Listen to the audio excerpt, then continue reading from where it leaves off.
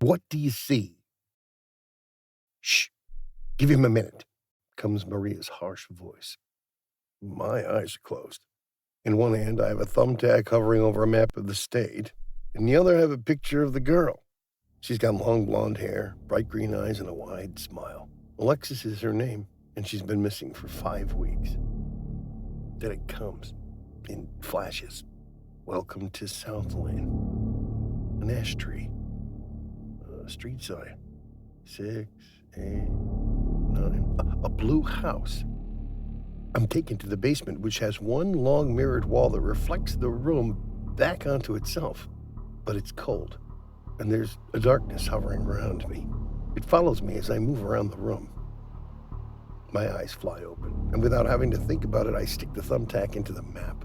She's in the basement of a blue house, 689 Ash Street in South Lane. Carl writes as I speak. "Did you see who took her?"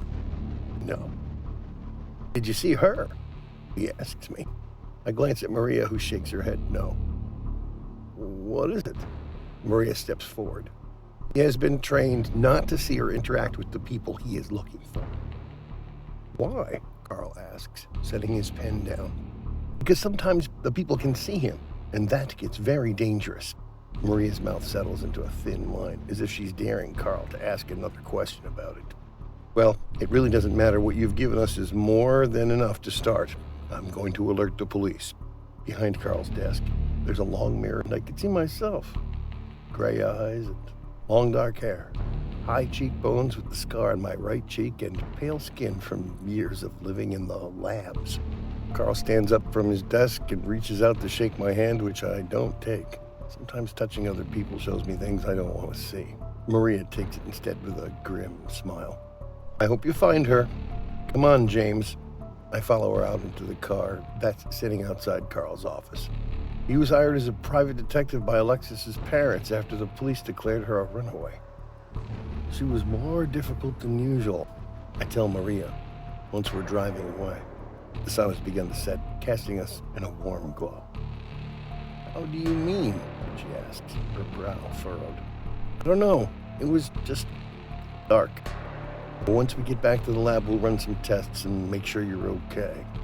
"Okay," I sigh, because that's the opposite of what I want. Tests are horrible. They take my blood, spit, and hair. They stick wires to my head and induce visions. And once it's all over, they send me back to my room alone and isolate me for 24 hours. In the concrete room, in the wiry mattress. I lean my head against the window and close my eyes, hoping I can escape this life for just a few minutes.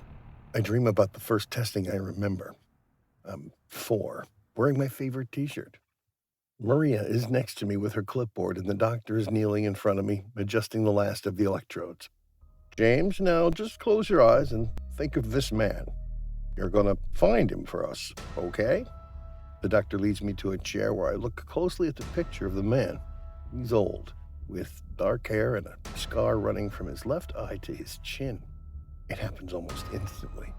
My eyes are closed, and the images are flashing in my mind. I see him. He's sitting on a couch, eating a sandwich. I take a step closer to him, and his head snaps up to meet my gaze. I freeze. "Who the hell are you?" he screams, jumping up from the couch. He smashes his plate against the coffee table, taking a hold of a long shard, and throws his arm out towards me. I feel a sting across my cheek and immediately start screaming. There's a rush in my stomach like I'm falling, and when I open my eyes, I'm back in the lab room. Maria is holding me, trying to calm me down. There's warm liquid on my face, and when I feel my cheek, my hand comes away red. I wake with a start, and reflexively my hand goes to the scar on my cheek. We've pulled into the lab, and a guard opens my door for me. "Welcome home. Escort him to the labs. We need to run tests." "Oh, yes, ma'am," the guard says to Maria with a nod of his head. He takes a hold of my elbow and steers me down the hall towards the elevator, where we'll descend to the basement. The hospital gowns fit me now. It's been 13 years since that first testing, so I've gotten used to the chemical smell that hangs in the air. "Almost done," the technician says, watching the vial fill slowly with my dark blood. I found the best way to get through these tests is just to watch myself in the one-way mirror. It keeps me focused, keeps me present. How's my favorite patient? The doctor asks, waltzing in with Maria. Heard you've had a busy morning. Maria's phone starts to ring. Oh, excuse me. She steps out into the hall with the technician, leaving me with the doctor. Yeah, I tried to find a missing girl. Well, Maria told me what you said about it feeling off. We're going to test your blood now, but everything else seems normal. Can you tell me more about that feeling? I didn't see her. Alexis, I mean. But looking for her was cold. Freezing almost. I felt shaky and it was dark. Was it nighttime? He asked, his voice taking a condescending pitch. My eyes narrow. It wasn't physically dark, it was just... I don't know how to describe it. I feel my face warm with embarrassment. Well, that's okay. We're going to get you in the next room, give you some people to find. Maria rushes back in. Doctor, excuse us. James, that was Carl. Alexis wasn't where you said. They need you to try again. Maria, I think we need to test before he tries again. No offense, but this is more important than your tests, Doctor. James, get changed. We're meeting Carl in South Lane. Maria and I head to South Lane to meet Carl. Well, there you are. Come on, Carl barks, marching over to Maria and me. We're standing outside the blue house I saw in my vision, 689 Ash Street. Police are crawling all over the place, and on the porch sits a man in handcuffs. He's glaring at the officers roaming around. That's our suspect, Carl says, as if he could read my mind. I follow behind him and we head slowly to the basement. It's a dark room with no windows, but one wall opposite the stairway is covered in mirrors. It's the same as in my vision. I don't know why she isn't here. This is exactly what I saw. Well, it's impossible. He's moved her since then. Carl glances at Maria cautiously before continuing. I know you said you don't find people directly, but James, Alexis is just 15. She's a freshman in high school and just got her driving permit. Your minute of discomfort could save her life. Well, this girl has a life. Something I never had. She probably has a big family that loves her and friends that adore her. She'll learn to drive and go to college and get married. How could I live with myself if I didn't try everything I could to find her? Absolutely not, Maria interjects. It's okay, Maria. I'll do it. James. Maria, I'll be careful. I need her picture, I tell Carl, and he immediately pulls it out of his pocket. And silence. Everyone stop talking, Carl yells, and the room falls into silence. I take her picture and I close my eyes. I'm plunged back into the coldness, the darkness. I'm pulled to a far corner of the basement, and in a second, I'm thrown beneath the concrete. That's when I see her. The skin around her face is translucent and pulled tight against her bones.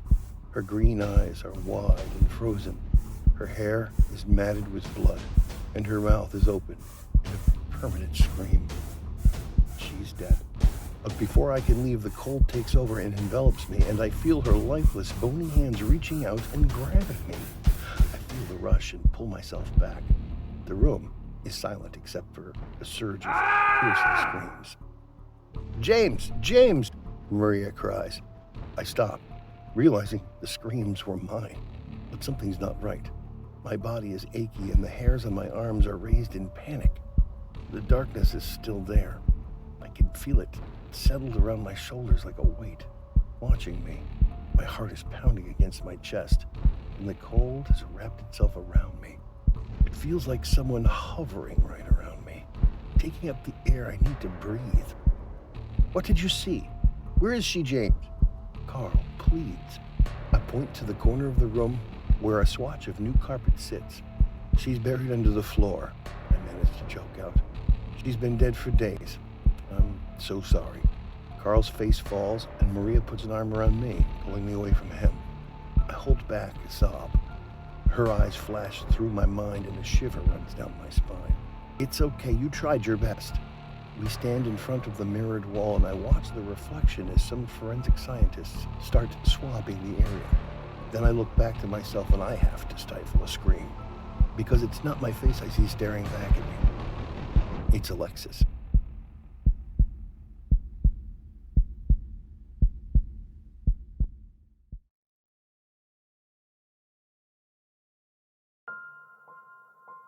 When I was 16 years old, I got my first cell phone.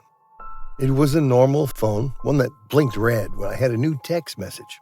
First time I got one of the messages, I didn't think much of it. Her, I love you. Me, I think you have the wrong number, sorry, LOL. Her, no, I love you.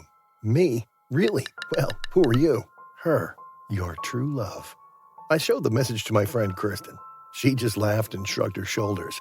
I didn't reply to the mysterious girl's text message and promptly forgot all about it. I figured the poor girl had probably been trying to date some guy and he gave her a wrong number to get rid of her. When I was 17 years old, I got a new BlackBerry phone, which had the same kind of red blinking light for new messages. I also had my first girlfriend. Her name was Tina. One day in the middle of class, I noticed a red light blinking inside my backpack.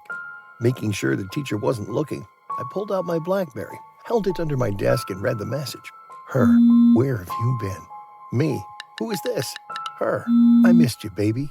You miss me too? Me, sorry, wrong number. Her, don't play with me, sweet thing. Me, seriously, you have the wrong number. I have a girlfriend. Bye. There was no response. 2 days later, I received another message. Her, Jerry? She knew my name. I don't know how, but she knew my name. I showed the message to my girlfriend. Tina took the phone out of my hand and replied with an angry message. Listen, this is my boyfriend's phone. He doesn't know you and he doesn't want to know you. You have the wrong number. And if you don't lay off, we'll go to the cops. Stop texting him. Well, at the time, it seemed to do the trick. The mystery girl never replied, and I thought that was the end of it. When I was 18 years old, I got a new iPhone that went bing whenever I received a new message. I had broken up with Tina. The very next day after Tina and I split up, the messages started again. Her, I've missed you. I stared at my phone in disbelief. It couldn't be the same person, could it? Maybe it was just Tina trying to freak me out.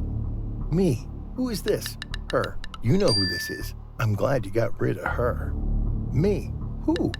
Her, that scumbag you called a girlfriend. Seeing you with her always made me mad. Me, listen, you weirdo, stop texting me. I don't know who you are or if this is some kind of joke, but stop it. Her, no, you listen, bitch.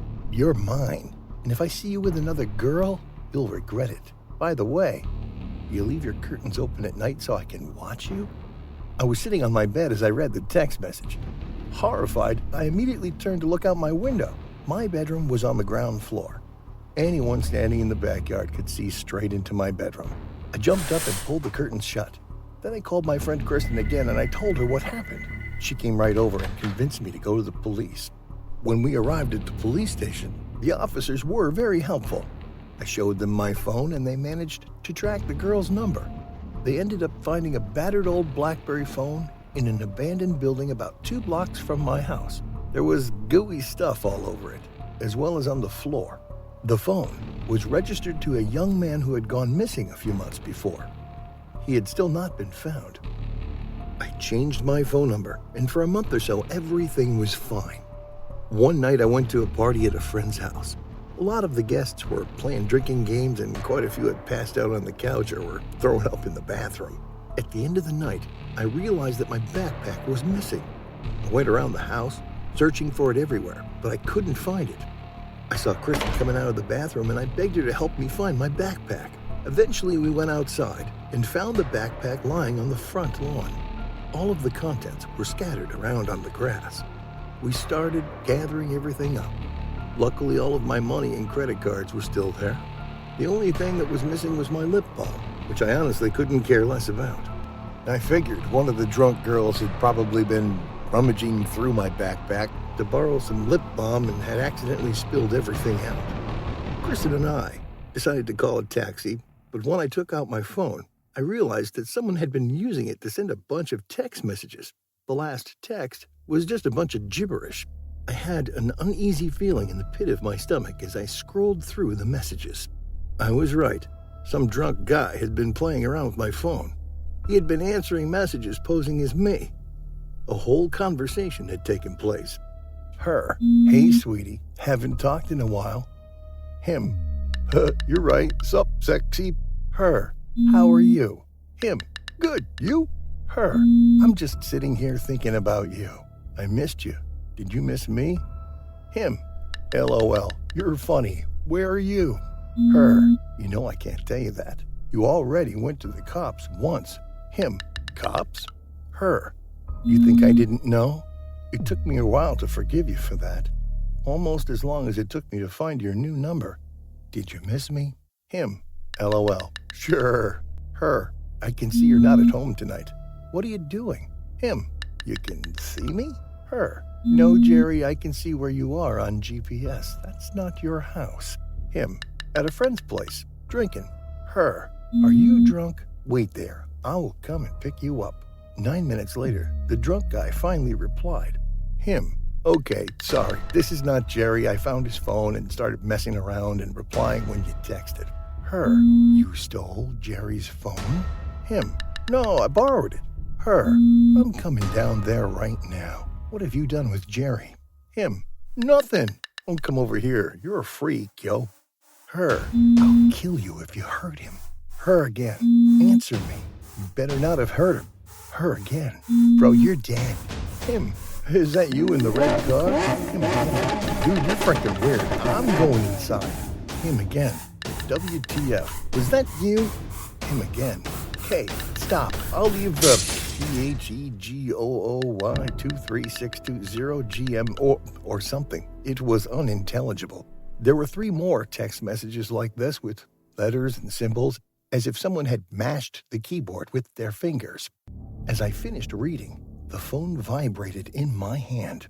Her. Jerry, I hope you found your phone and backpack okay. I have the jerk who tried to steal them. Don't worry, he won't bother you again. By the way, your lip balm tastes so good. I can't wait to taste it off your lips.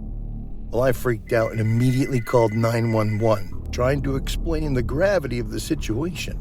A patrol car arrived about 10 minutes later, and the police officers found me on the front lawn. Kristen was trying to comfort me, and a bunch of partygoers had gathered around me, trying to figure out what was happening. There was a man and woman officer. The man was older and bald, but the woman only looked a few years older than me and looked worried. I tried to tell them what happened, but ended up just handing them the phone while choking out things like, "She's been texting me since I was 16, and already went to the cops, and help him." As soon as the police figured out what was happening, they ran back to the patrol car and called it in. Hours later, using GPS, they managed to locate the other phone from which the texts were being sent to me. It was in a lake. They pulled the lifeless body of the drunk guy out of the icy water. The phone had been stuffed halfway down his throat. When the police identified him, it turned out I'd only met him once, and we only had one friend in common. Even though I didn't know him, I went to his funeral, and I listened to all kinds of things his friends and family said about him. So many people loved him. I felt terrible about what had happened. The guilt was unbearable, and even though everyone told me it wasn't my fault, I still blamed myself.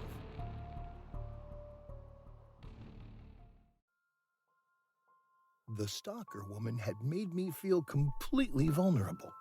I was afraid that she would keep on finding me. It seemed like the nightmare would never end. I changed my number again, and then I moved into a new house. A good friend of mine, a guy called Matt, had a 2-bedroom apartment and was looking for a roommate. I thought that would be the safest option. For a while, it appeared that my life would go back to normal. However, a few weeks later, the messages started again. In the early hours of the morning, my phone buzzed. I reached for it and read the text with tired, haunted eyes. Her. Found you. I stared at the screen, unable to move for a few minutes. Her. Aren't you going to say hello? Bitter tears started rolling down my cheeks. Her. You know I hate to see you cry. I froze. For a few moments I didn't breathe. I didn't even blink. Slowly I turned my head and stared in horror at my bedroom window. Outside on the fire escape stood a woman. She was dressed in black from head to toe and silhouetted against the street light behind her. All I could see clearly was the palm of her hand pressed against the window.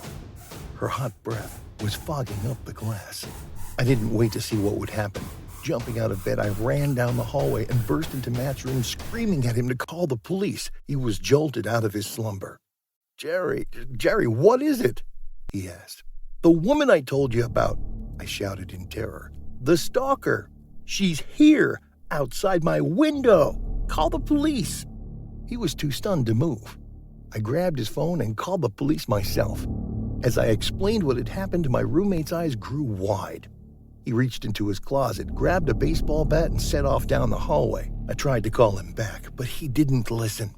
His footsteps came to a stop, and I heard angry voices and the sounds of a struggle. Then there was a sickening thud. It sounded like wood colliding with something hard. A muffled voice shouted my name. I wasn't sure who it was. I heard someone moaning in pain, followed by a loud thud. Then the entire apartment was eerily silent. "Matt! Matt!" I yelled, but there was no answer. I crept out of his room, and as quietly as I could, I made my way towards the kitchen. Grabbing a butcher knife from the kitchen drawer, I pressed myself up against the wall and tried not to make a sound. In the doorway, I saw a large shadow appear. It was the silhouette of a woman. She looked much larger than Matt. "What do you want?" I screamed. "I already called the police. They're on their way." The woman just chuckled, a quiet, menacing chuckle. Then she started walking towards me, and I could hear her muttering my name under her breath over and over again. "Jerry, Jerry, Jerry, Jerry, Jerry." I didn't move. There was nowhere left for me to run. She came right up to me, and her face was inches from mine. She was older than I thought she would be. Her dark hair streaked with gray. Her eyes were hollow with large black circles underneath. Her teeth looked like they were rotting in her mouth. I was holding the knife behind my back. As her fat hand reached from my neck, I let out a primal scream and lashed out as hard as I could. She stumbled backwards, a shocked look on her face. The knife was sticking out of her chest.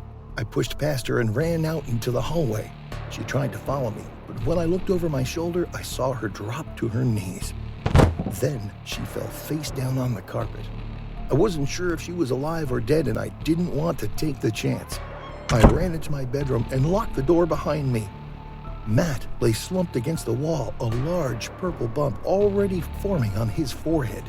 He was unconscious. I hurried over to him and cradled his head in my arms as I waited for the police to arrive. I cradled Matt gently in my lap and whispered to him everything was going to be okay. Then I heard sirens in the distance, and soon the flashing lights were outside. The police yelled out when they entered my apartment, and I heard them talking outside my room. They broke through my bedroom door, and I looked up gratefully.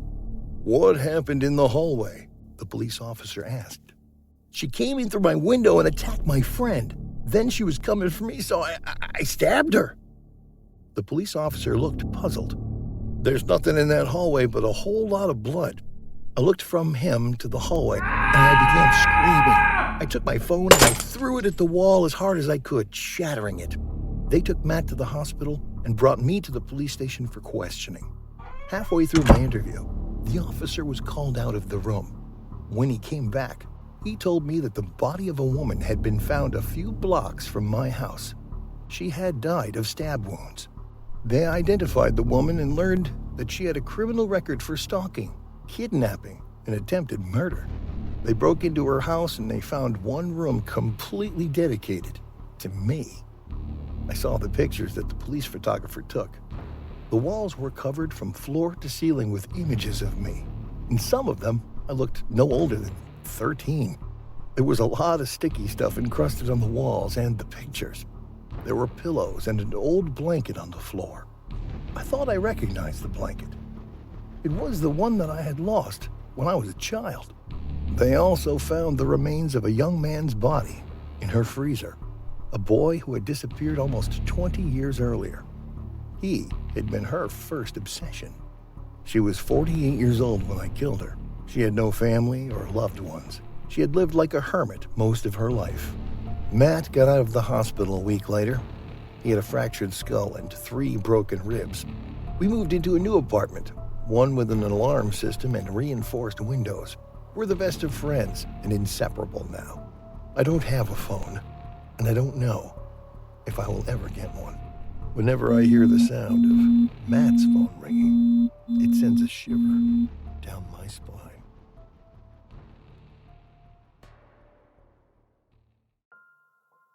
There was a little girl named Holly who had just turned 6 years old. One Halloween night, her parents decided to celebrate their wedding anniversary by going out to a nice restaurant for dinner. Because it was Halloween, they had some trouble finding a babysitter for their daughter. Eventually, they called a teenage girl named Jessica, who lived down the street, and asked her if she could babysit for them. When Jessica arrived, the parents gave her their mobile phone number and told her to call them if there was an emergency. After they left, the babysitter fixed Holly some dinner and then sat down on the sofa to watch TV. When Holly finished eating, she asked, "Can I have some dessert?" "Okay," replied Jessica. "What would you like?" "Ice cream," said Holly, smiling from ear to ear. The babysitter got up and searched through the fridge. "I can't find any ice cream here," she said. "It's in the freezer in the basement," said Holly. Jessica opened the basement door and flicked on the light switch, but the lights didn't turn on. She carefully made her way down the creaking steps into the basement. She eventually found the freezer and lifted the lid. As she took out a tub of vanilla ice cream, she happened to glance out the window in the darkness. She saw a little girl with long blonde hair standing outside. The girl had a red t-shirt on and was standing with her back to the window. Jessica couldn't see her face, but she noticed that the girl was wearing something black on her head. The babysitter didn't pay much attention. It was Halloween night and there were a lot of children wandering around in the neighborhood. She made her way back upstairs, put some ice cream in a bowl and placed it in front of Holly. The little girl made a face. "Can I have some chocolate syrup on it?" she asked. "Okay, where is that?" asked Jessica. "In the basement," Holly replied. Jessica dutifully made her way back down into the darkened basement.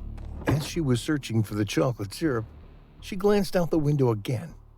The little girl was still standing outside, but this time she was facing the window. Jessica saw that she was wearing an unusual mask. It was black in color, and the mouth was covered in large, sharp, white teeth. It gave Jessica the creeps. The babysitter retrieved the chocolate syrup and walked back up the creaking stairs. In the kitchen, she poured the chocolate syrup on Holly's ice cream. "Thanks," said Holly. "Can I have some candy sprinkles on it too?" Jessica sighed. "Let me guess. They're in the basement." "Yeah," giggled Holly. The babysitter headed back down the stairs into the darkened basement. As she rifled through the cabinets, she looked out the window and saw the same little girl in the mask standing outside. This time, the child was holding a large knife in her hand. Jessica became very uneasy. She tried to rationalize it. Perhaps it was part of the little girl's costume. However, it seemed odd that a child's parents would allow her to go around at night, armed with a knife. Shuddering, Jessica found the candy sprinkles and ran up the stairs, taking them 2 by 2, anxious to get out of the basement. "Thank you," squealed Holly, happy as the babysitter shook the candy sprinkles on her ice cream. "All it needs now is a cherry on top." Jessica stared at Holly in irritation. "Are you sure that's all it needs? This is the last time I'm going down into that basement." "I promised," grinned Holly. The babysitter slowly descended into the darkness and opened the cabinet and found the cherries. Looking out the window, she noticed that there was no sign of the creepy little girl in the mask. Jessica breathed a sigh of relief. She was glad the girl was gone. The whole situation was beginning to freak her out. She picked up the package of cherries and climbed up the stairs for the last time. As she entered the kitchen, she was greeted by a horrible sight. Holly lay face down in her bowl of ice cream. A pool of blood was spreading out around her on the table. Her little throat had been sliced open. Jessica screamed and dropped the cherry. She ran into the bathroom and locked the door behind her before dialing 911. She sat on the floor, tears streaming down her cheeks, desperately waiting for the police to arrive. After what seemed like an hour, she heard sirens outside and the sound of the front door being broken down. A policeman's voice called her out and she unlocked the bathroom door. The police searched the house, but there was no trace of any intruder. A few minutes later, Holly's mother and father arrived. They were horrified to see their young daughter's corpse being carried out on a stretcher. The father sat on the steps outside, his head cradled in his hands. The tearful mother approached Jessica. Her eyes were red from crying. "What happened?" asked the mother. "Oh God, I'm so sorry," said the babysitter, trembling with emotion. "I was down in the basement. I looked out the window. There was a little girl in a mask. She had a knife. She was just standing there outside the basement window.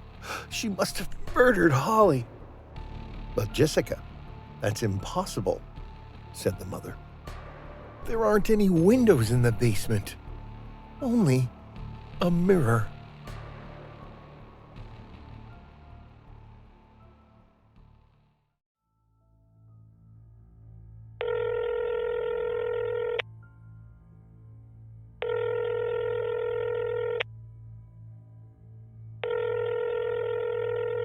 Nancy! Nancy, are you there? Nancy, answer me! Wow, it's so late. What's the matter? Nancy, I need you to listen to me carefully. You can't sleep? If I come to your house tonight and knock on the door... What? You're coming over now? Please do not let me in. Have you gone completely crazy? Nancy, what's wrong with you? Focus on what I'm trying to tell you. If the door rings and you see me standing outside, do not open the door. Why are you saying these horrible things? Whatever you do, don't let me in. Something very bad will happen to you if you open the door. You're scaring me. Sorry, but it's for your own good. Are you alone in the house? Yes, actually. My parents went to a party. Okay, well, then lock all the doors and windows. Gabriel. If you see me outside, call the police. Immediately. If this is a joke, I swear I'm gonna block you. It's not a joke. Where are you? I'm not sure. I'm in an abandoned house, but I can't get out. All the windows have bars on them and all the doors are locked. How did you get there? I can't remember. My memory is all confused. I think it happened yesterday night. What happened? I don't know. Have you been kidnapped or something? I think so. But please, Nancy, remember what I told you. If you see me outside, don't open the door for me. Wait a sec. I see what's going on now. What? You really are an idiot. This is just another one of your pranks. And to think, I was just about to call the police. Thank God I realized just in time. What are you talking about? I can see you, moron. I'm looking at you through the window. You're out there in the garden, sending messages on your phone. What? Don't try to deny it. I can see you. No. It's not me. Knock it off. Joke's over. It was a lame prank. I'm coming down. No, don't open the door. I told you. Don't let me in. You're crazy. Nancy, please don't open it. Something horrible will happen to you if you open the door. Why do you keep saying that? What the hell is going on? I'm trying to protect you. Please believe me. Do not open the door. I hope you're happy. You've got so scared. I really don't know what the hell to do. You're knocking on the door now. I hate you. This is the most horrible joke in the world. It's not a joke. Don't open it. What am I supposed to do? Why are you knocking on the door if you don't want me to open it? Why did you even come to my house in the first place? It's not me. What do you mean it's not you? I can see it through the window, Gabe. I'm not blind. I'm telling you, it's not me. It's something else. What? I don't know. Well, where are you now? I already told you. I'm locked in a house. I don't know where I am exactly. You've gone away. What? I mean, that thing outside. He moved away from the door. What is he doing? He's just standing in the garden, looking at his cell phone. He looks exactly like you. It has to be you. How can it not be you? You're driving me crazy. Nancy, listen to me. I don't know who that thing is, but I know he's not me, despite of what he looks like. Oh, God. He's looking at me right now. He's looking right at me now. Get away from the window. All the doors and windows locked? Yes, I think so. Oh, you're right, love.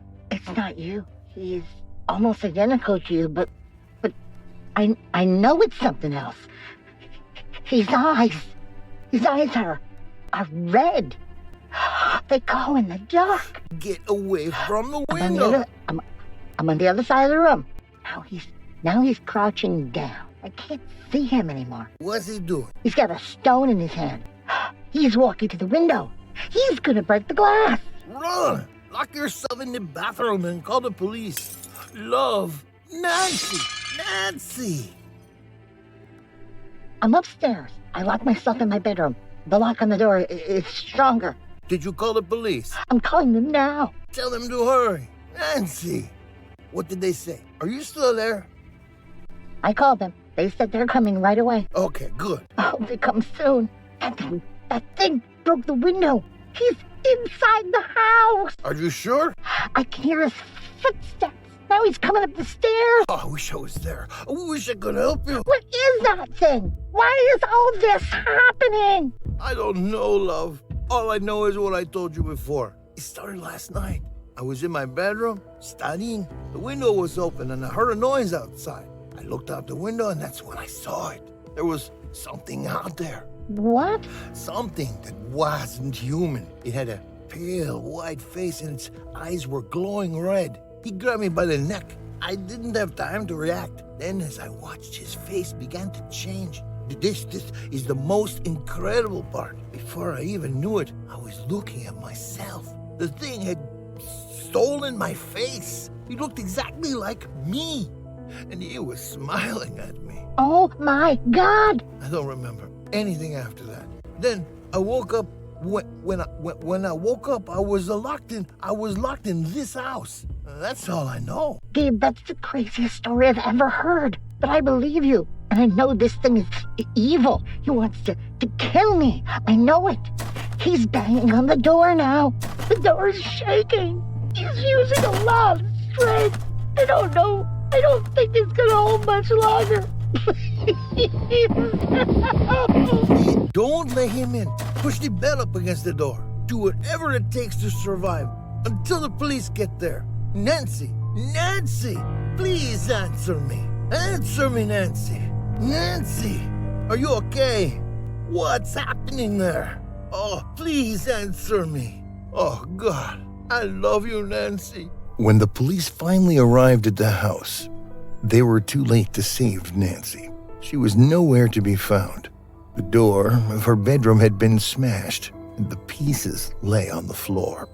After checking the security cameras, the police determined that she had been abducted by her 27-year-old boyfriend, Gabriel Rosales. Meanwhile, in the abandoned house, the real Gabriel was distraught beyond belief.